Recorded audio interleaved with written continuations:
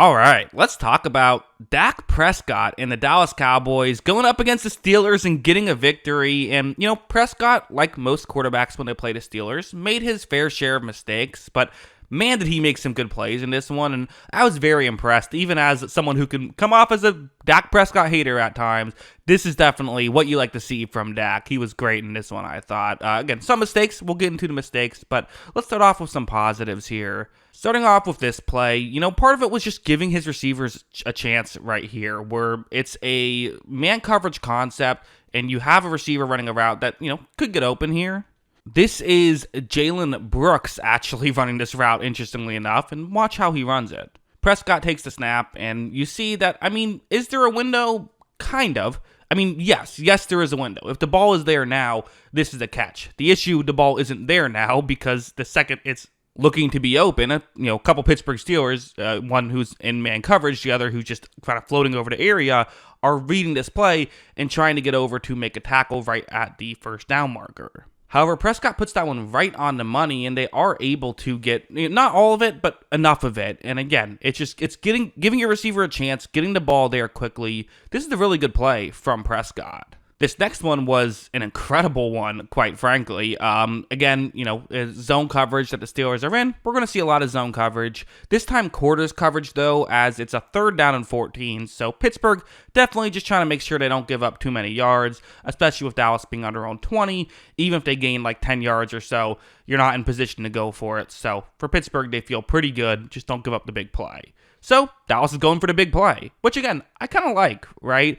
It used to be on 3rd and 14s, every team just ran the ball and tried to play field position. I like the idea of, hey, let's see if we can make something happen, especially when you have guys like Dak Prescott and CeeDee Lamb. The receiver who's on the top of the screen, he's going to be running a go route, trying to push that corner further deep. Then CeeDee Lamb is going to run a route, trying to get just underneath where that corner is, hopefully past the first down marker where you can make a play. And when Dallas takes the snap, you're going to see that for Prescott, firing down the field, there is a bit of a window right here. There definitely is, but it's not an easy play, right? You have to get it down the field. You have to get it down the field in a hurry, and CeeDee Lamb's going to have to make the grab.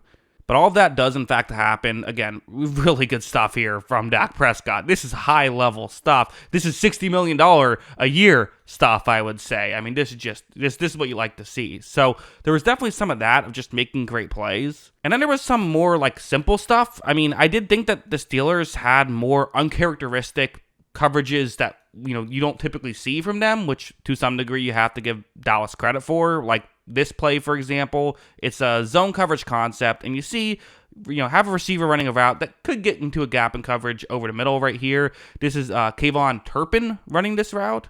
Prescott's going to take the snap, and, really, Pittsburgh just doesn't do a great job at picking this up. I would say they don't do a horrible job at picking this up. They're still making it somewhat difficult for Prescott.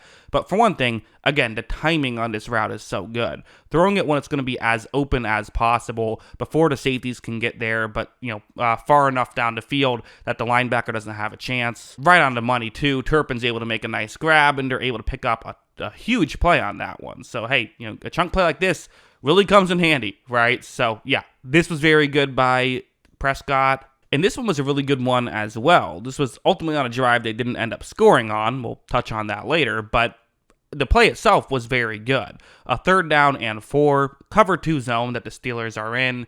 And you see there's a receiver running a go route towards the top of the screen. So the way cover 2 zone typically works is that the defensive back who is in the flat on that side of the field means that they're supposed to cover around 5 to 15 yards down the field. Anything past that is the safety's responsibility, who is Minkah Fitzpatrick, who can cover a lot of ground. So basically the idea is that even if there's a little bit of separation, the safety will close that separation by the time the ball gets there, because it's now further down the field. But watch what Prescott does. It's a subtle thing, something you could easily miss if you're just watching it live, but you see how Prescott is looking more over the middle. He's not throwing over the middle. That's not what he's even considering doing. But what this is doing is Minkah Fitzpatrick, he loves, being a ball hawk, reading the quarterback's eyes, making a play, getting an interception, right? So he's now moving a little bit more towards the middle of the field. So when Prescott then looks over towards his left and fires this down the field, you see right here, Fitzpatrick is just nowhere near where he needs to be. This is a great job by Prescott. Again, people will blame the corner for this. The corner played this well. I mean, you can't cover him forever. That's not your responsibility. You could maybe argue that, hey, it's the NFL. You got to read when your player's out of position and make something happen. But I wouldn't argue that. I would say I wouldn't even say this on Fitzpatrick. It's just a good play by Prescott. Because of this, Jalen Tolbert, who really just, kind of an easy big completion there, runs a go route. He ran a nice route, though. Got to give him some love. But yeah, I mean, this is again, high-level stuff. This is $60 million stuff by Dak Prescott. Unfortunately, it was not all positive from the Dallas Cowboys' perspective. There definitely were some mistakes. Multiple interceptions thrown in this game. Let's talk about them. So first, the one you see on your screen. This was a miscommunication more than anything, where Prescott is expecting this. He's expecting CeeDee Lamb to kind of stop right here underneath the corner, try to gain some yards, get the first down marker, and then hopefully get inside the 5, make for an easy situation to put up 7 here. But when Dak takes the snap, he's going to look over, and CeeDee Lamb, I don't really know what happens here, but CeeDee Lamb kind of just gives up on this route almost. I think he thought he was supposed to be running a fade route towards the end zone, but who doesn't give up on the route? The defensive back. It results in an interception, and I'll be honest, I don't love that throw from Prescott anyway. It wasn't really open even if CeeDee Lamb was running the correct route. I think that was a bad decision, and maybe Prescott let off a little bit once he realized Lamb was running the wrong route, but I don't think so. I think that was just not a great decision, but certainly also not great that they weren't on the same page. Everyone always blames the receivers for this. It usually is the receiver, but it isn't always. I'm not sure whose fault it was, but either way, a mistake that can't happen. The other interception was this one where it's going to be, once again, you have a zone coverage concept, but on this situation, you have Jalen Tolbert once again running a deep shot. It's going to be a one-on-one matchup. Prescott takes the snap and he says, well, sure, why not? Let's, again, uses his eyes, gets the safety out of position, and worked well. I mean, Minkah Fitzpatrick's biting on where Prescott is looking all night long. That's pretty good. The issue is just because it's a one-on-one matchup doesn't mean your guy's going to win. As you see, that's Joey Porter Jr., the physical corner, doing a good job of kind of boxing out that receiver. Not a penalty. Yes, there was a bump, but it was a bump playing the ball. Good no call there. Good defense by Joey Porter Jr. Again, I showed that first play. You're giving your receiver a chance. It's going to have its negatives as well. You just hope the pros outweigh the cons, and I think they did in this game. So it's one where you got to criticize him. The wrong team caught it, but still not the end of the world. And then this play I didn't love either, to be honest. So first, I just didn't love this play call. It's a 3rd down and 1, and if you look at the play clock, there's 29 seconds left on it. They hurried up to the line right here, and with this front that the Steelers are in, the Cowboys are set up to run the ball. It's going to be a play action, but they should just run the ball. This is what they should do. I'm sure there's a check to run the ball. Prescott should have checked to run the ball. He should have, unless that's not in the cards. But I can't imagine that's. I'm convinced that there is an option to run the ball on this one. Prescott should have taken that option. Instead, they run this play action, and now as of right here, Prescott's looking to throw.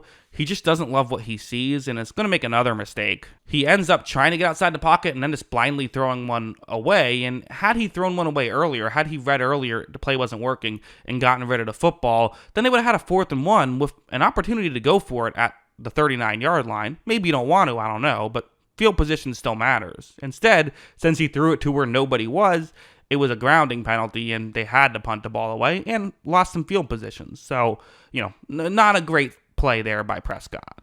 But let's end on a positive note. You know which one we have to go with. The game winner. 4th down and goal, down by 4 at the 4-yard line. I mean, it doesn't get bigger than this with 26 seconds left. The way Prescott's read is on this one, it's the 2 receivers you see kind of crossing paths here. Hopefully that can create some traffic and get someone open.